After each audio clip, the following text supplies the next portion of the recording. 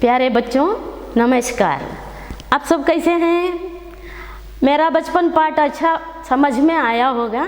हमने पिछली 2 कक्षा में डॉक्टर अब्दुल कलाम जी से, एपीजे अब्दुल कलाम से लिखा हुआ यह मेरा बचपन पाठ को पढ़ा है।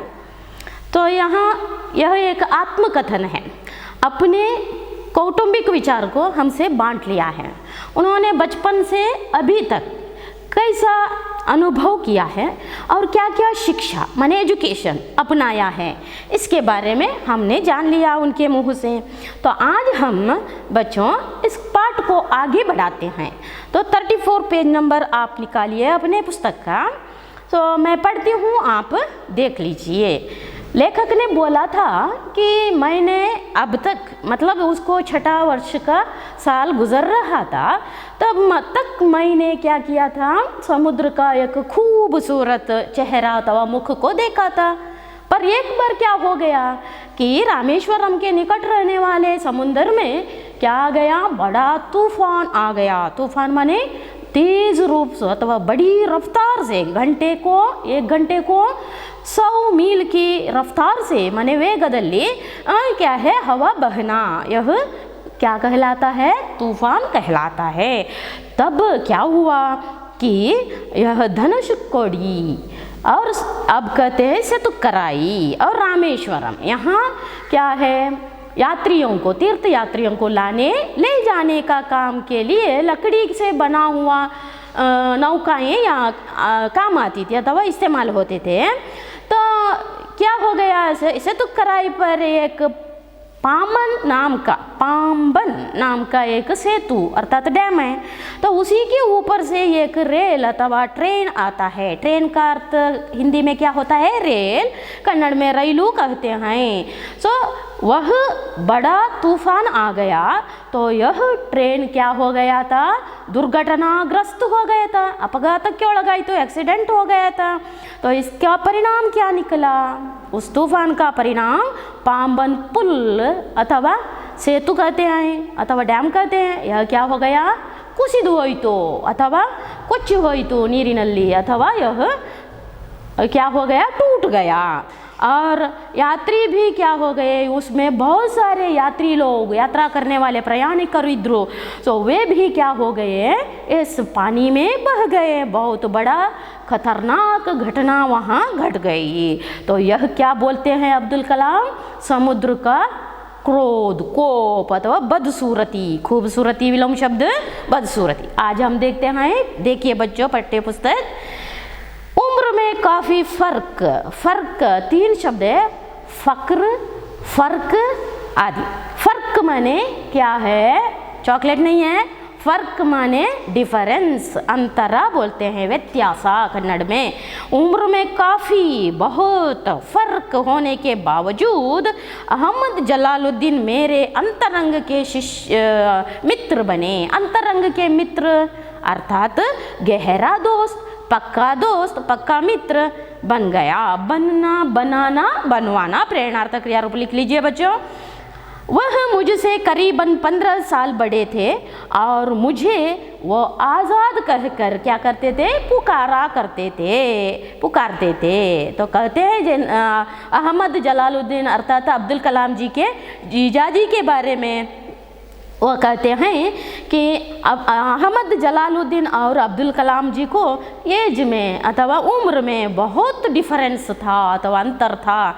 अब्दुल कलाम जी को बहुत छोटा आयु है, लेकिन अब्दुल कलाम जी से 15 बरस की आयु से बड़े थे यह अहमद जलालुद्दीन, यानी कि अब्दुल कलाम जी के बड़ी बहन जोहरा के पति अर्थात जीजा। तो कहते हम दोनों क्या है, अंतरंग के मित्र बने, पर हमारी उम्र में क्या है, करीबन लगभग 15 साल की क्या है, अंतर है। तो अब्दुल कलाम को जलालुद्दीन किस नाम से पुकारा करते थे, हेगे करीतिद्रू, आज़ाद कहकर क्या करते थे, पुकारते थे। आज़ाद शब्द का अर्थ क्या है, इसके पहले हमने देखा, आज़ाद माने स्वतंत्र, क्या है, स्वतंत्र, अथवा दूसरा अर्थ मुक्त, बंद मुक्त कहते हैं।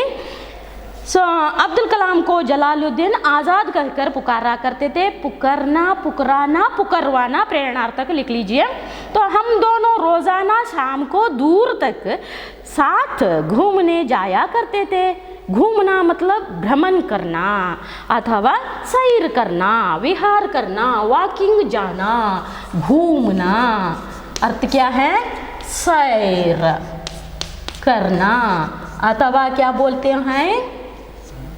भ्रमण करना, अथवा कन्नड़ में क्या बोलते हैं? सुत्ताडुವುದು। तो अहमद जलालुद्दीन और अब्दुल कलाम दोनों बहुत मित्र बन गए। रिश्ता बहुत है जीजा और जीजा का। और घूमना, यहाँ एक व्याकरणांश है, प्रेरणार्थक क्रिया घूमना, घुमाना, घुमवाना। तो दोनों बहुत बड़े मित्र थे।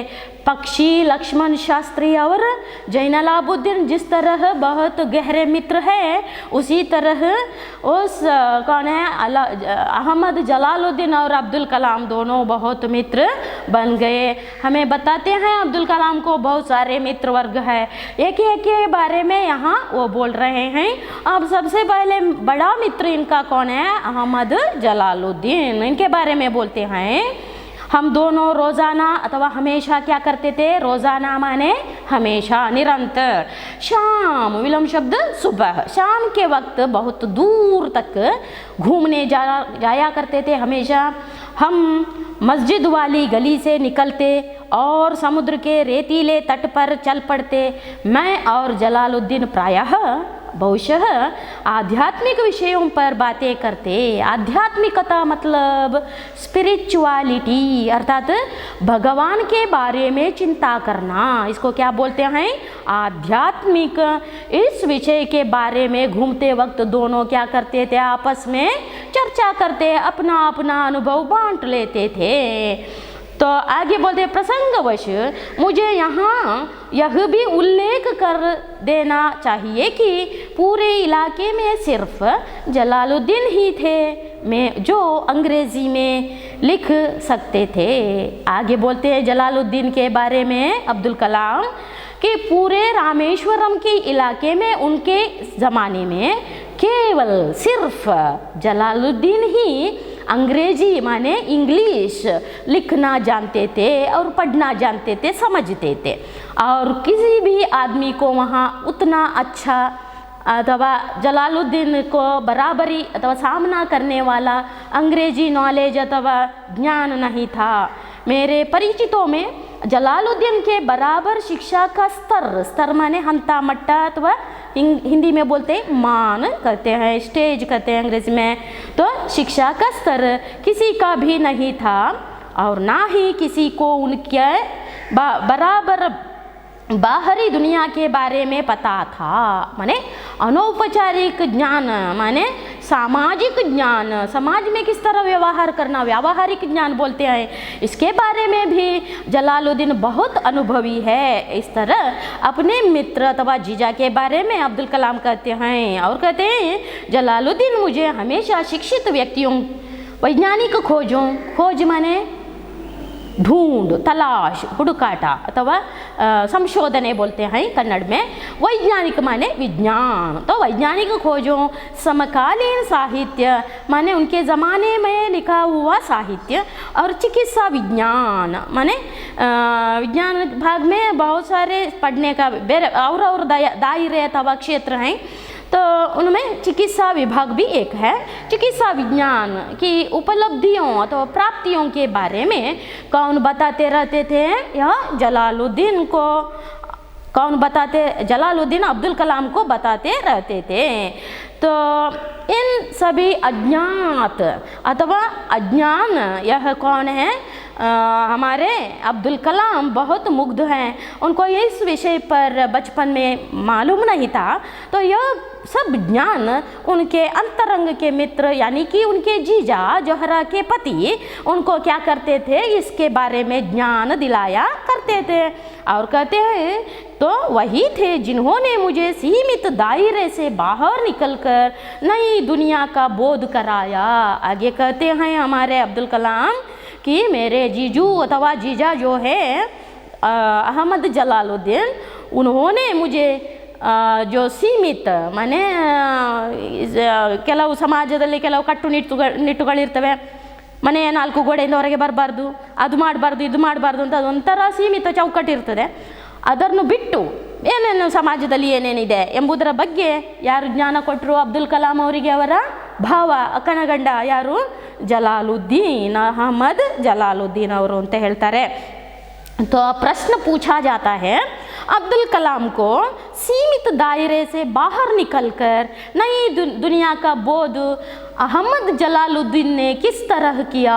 प्रश्न कर सकते हैं. इसका उत्तर यहाँ है बच्चों, अब गौर से ध्यान से देखिए. उन्होंने शिक्षित व्यक्तियों, वैज्ञानिक खोजों, समकालीन साहित्य और चिकित्सा विज्ञान, इन सभी के बारे में अज्ञानी अब्दुल कलाम को क्या बताया? नया नया विचार बताकर उनके मन में इसका ज्ञान को क्या कर दिया? भर दिया. तो यह क्या है? सीमित दायरे से बाहर निकलना. दायरा माने क्षेत्र. दायरा का अर्थ क्या होता है? दायरा माने क्षेत्र. एक वचन, बहुवचन क्या होता है बच्चों? दायरे. यह अन्य वचन. दायरा का अर्थ क्या है? क्षेत्र. सो आगे कहते हैं और एक इनका मित्र, उनका नाम है STR मानिकम. कौन है? STR मानिकम. इसके बारे में बोलते हैं. यह एक प्रेरणार्थक क्रिया शब्द है. निकलना, निकलाना, निकलवाना. बाहर विलोम शब्द अंदर, मालूम है. सीमित विलोम शब्द असीमित. सो आगे देखिए, मेरे बाल्यकाल में पुस्तकें एक दुर्लभ वस्तु की तरह हुआ करती थी. माने अब्दुल कलाम बहुत मध्यम वर्गीय परिवार से आए हुए लड़के हैं. बहुत सारे संतति अथवा उनके भाई बहन थी. तो उन्हीं में से एक है जैनुलाब्दीन उतना कहलाने वाले अमीर आदमी नहीं थे, इसलिए बहुत कष्ट से उन्होंने शिक्षा प्राप्त की थी. तो यहाँ बोलते हैं पुस्तकों को पढ़ना मेरा एक क्या है? रट है अथवा लत है, हव्यासा बोलते हैं. तो पर इनको पुस्तकें बहुत सुलभ से नहीं मिलते थे. यहाँ प्रश्न कर सकते हैं एक वाक्य का, अब्दुल कलाम को बाल्यकाल में कौन सा वस्तु दुर्लभ था? तो पुस्तकें. कौन से हैं? पुस्तकें. पुस्तक माने किताब. पुस्तक का बहुवचन क्या होता है? पुस्तकें. लिख लीजिए.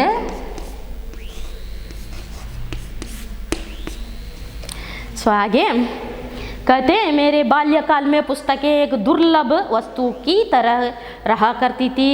हमारे यहाँ स्थानीय स्तर पर एक पूर्व क्रांतिकारी या कहिए उग्र राष्ट्रवादी STR मानिकम का निजी पुस्तकालय था. रामेश्वरम के निकट, इनके घर के निकट एक उग्र राष्ट्रवादी अर्थात कम्युनिज्म बोलते हैं, उग्र राष्ट्रवादी एक माने राजकीय मुखंडा. तो उसका नाम क्या है? STR मानिकम. वे अपना निजी पुस्तकालय चलाते थे. ग्रंथ भंडार अथवा पुस्तकालय ಇವರ ಮನೆಯಲ್ಲಿತ್ತು. निजी माने स्वयं का, स्ವಂತ. कन्नड़ में क्या बोलते हैं? स्ವಂತ.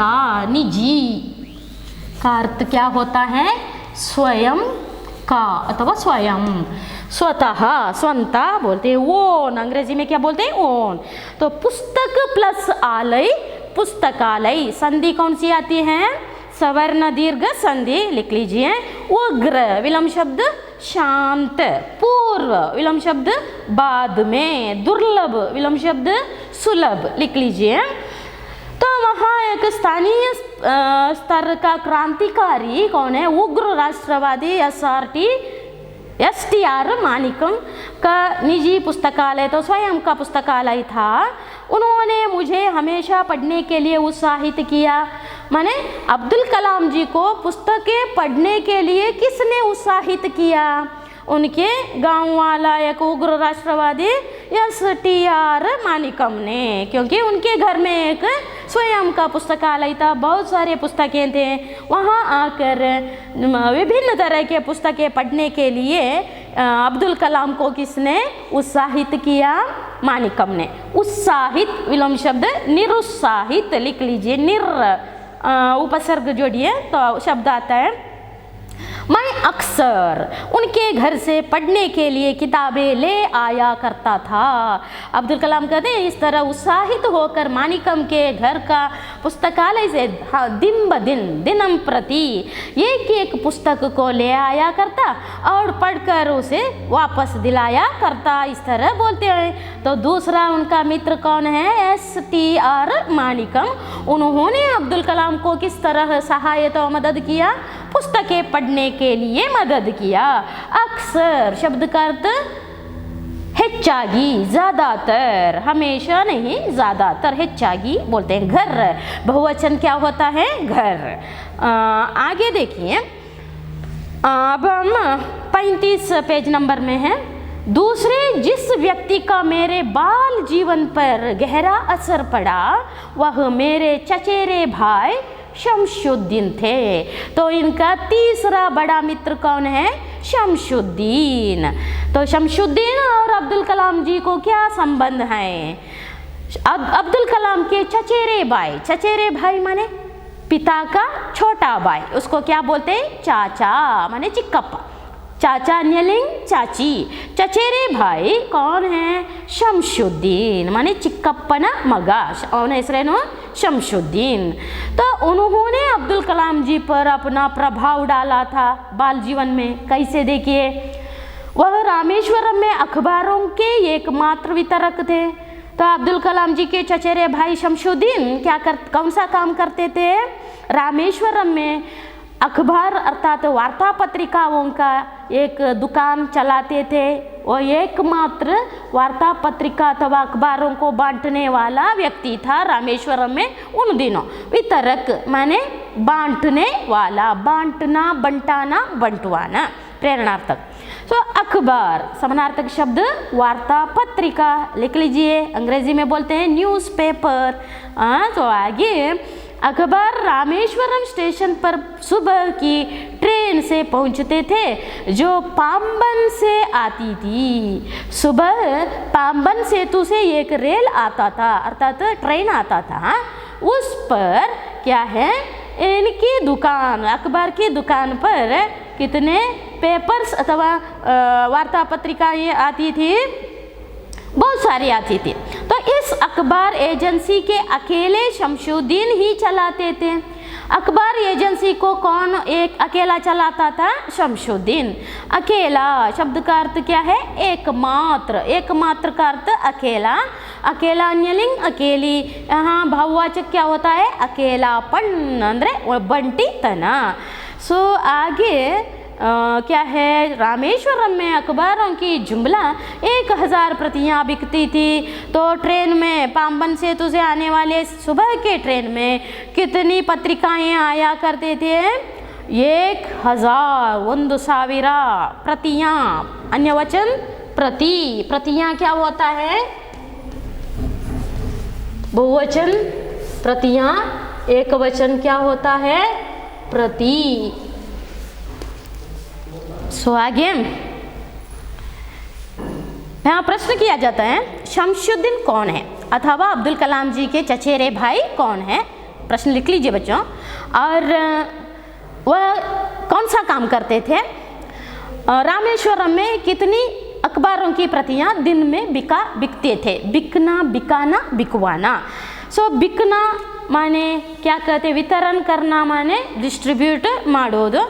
सो आगे बोलते हैं रामेश्वरम में अखबारों की एक दिन में कुल अथवा जुमला अथवा क्या बोलते हैं टोटल 1000 प्रतियां क्या होती थी? बिकती थी, डिस्ट्रीब्यूट होती है। तो यहाँ देखिए बच्चों, उस चित्र देखने से आपको क्या मालूम होता है? किसी एक रेलवे स्टेशन का चित्र मालूम आता है। रेल आया है तो क्या है? अखबारों की प्रतियां नीचे उतार रहे हैं, कुछ लोग पढ़ रहे हैं लेकर, मालूम पड़ा? तो हमें बोलना है शमशुद्दीन अब्दुल कलाम जी के चचेरे भाई हैं। वह रामेश्वरम में अकेला अखबारों का एजेंसी चलाते थे। तो दिन में जुमला अथवा कुल मिलाकर टोटली कितने प्रतियां बिकती थी? 1000 प्रतियां बिकती थी। बचपन में मेरे तीन पक्के दोस्त थे। पक्का माने सच्चा, पक्का इसका अर्थ क्या होता है बच्चों? सच्चा। पक्का इसका अर्थ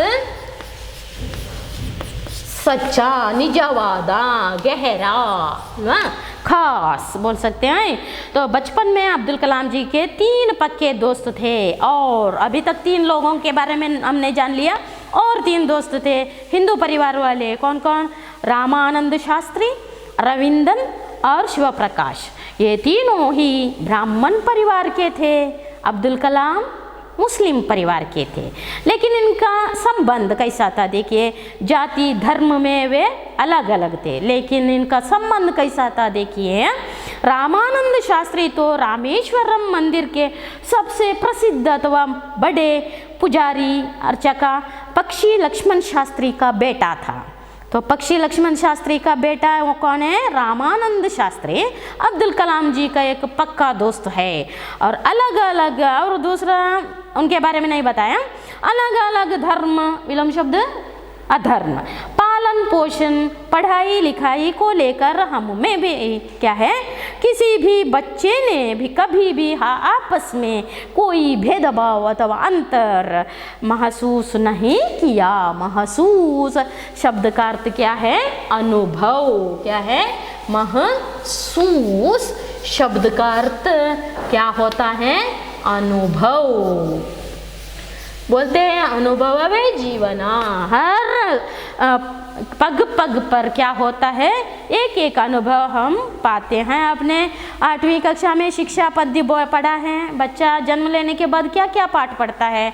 सबक सीखता है पग पग पर। उसी तरह कि इनके तीन मित्र हिंदू परिवार वाले थे, ये एक मुसलमान परिवार वाले थे, लेकिन उनमें इतनी दोस्ती थी कि अलग अलग धर्म होने के नाते, पालन पोषण, पढ़ाई लिखाई अलग अलग होने के नाते भी इनके बीच में कभी भी भेदभाव, मेलू कीड़ू, अंतर नहीं आया था।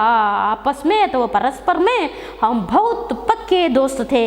ऐसे बोलते, दोस्ती होगी तो ऐसी। अच्छा बच्चों, आज जो पाठ हमने मेरा बचपन पूर्ण कर लिया, जो भी कठिनाई आपको आता है मुझे व्हाट्सएप में आप मैसेज कीजिए, ग्रुप में मत डालिए, हमारे व्हाट्सएप में मैं कुछ प्रश्न, आज किए हुए पाठ के प्रश्न अतिरिक्त प्रश्न के रूप में मैं भेजती हूँ। आप उसको शीट पेपर में लिखकर अपने पास रखिए। और इस पाठ का प्रश्नोत्तरी मैंने अभी तक भेजा है, और उसे अपने प्रश्नोत्तरी में लिख लीजिए। साईं राम।